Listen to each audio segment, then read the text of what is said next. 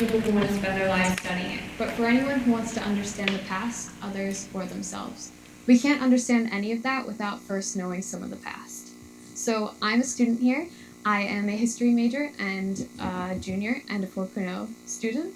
I'm here on scholarships on top of scholarships, and I probably couldn't have gotten my last degree or this one without a number of factors and coincidences lining up just as they did. So I was not always a 4.0 GPA student, and I probably still wouldn't be if my mom hadn't gotten really sick during my junior and senior years of high school, and if I had not taken time off a semester before I started college to... my mom is crying.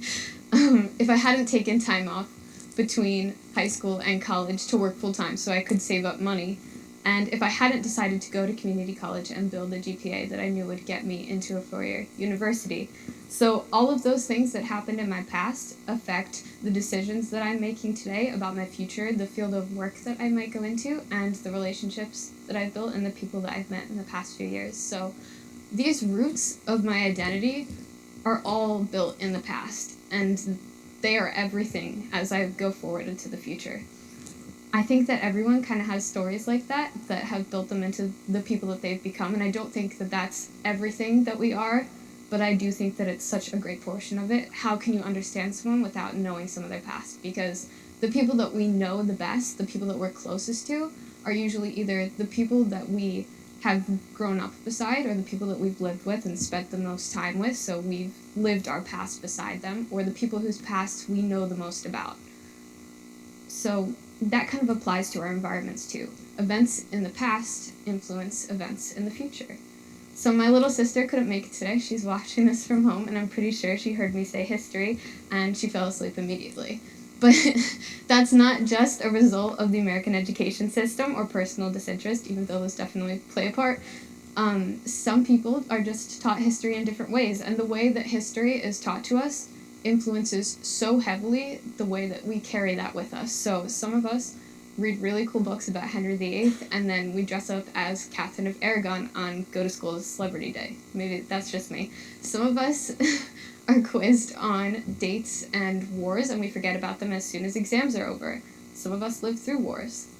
There's a lot of conflict in the world, and group identities tend to play a really big part in that, and history is what builds those identities. So you can never meet a person, but your history, the things that you share in the past, maybe your past or your ancestors' past or shared events, can bring you together. So those group identities not only influence the way that you can interact with other people, but also how history is taught to you. So that feeds into basically this idea of the history that's going to be taught to you is the history that is perceived by the identity that you have. So people like me and like my sister and like all of you, we are going to carry the history that we have into future conflicts and events. So the way that we have learned that is the way that we are going to teach people after us and teach people that we are living alongside right now. And that's really important because historians are not always impartial. There are a lot of interpretations of the past, so even if you are just using facts, you can interpret those differently than someone else did who lived the same events alongside you. And that's really important in taking the study of history and the questioning of history onto ourselves as we move forward in time, because as facts pass from mouth to mouth, or even book to book, there are variations, and that's inevitable. So if we don't study that ourselves, we are losing so much, and I think that it's going to be really imperative in moving forward that we do take that onto ourselves.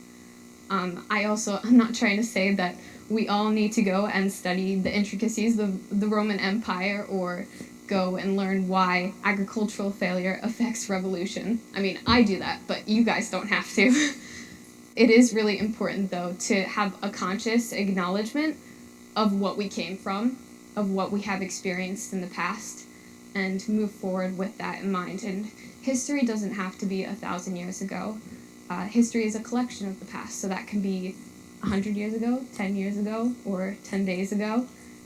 What is happening now will be what is past, and it is the key to what's next. So thank you for coming to my TED Talk.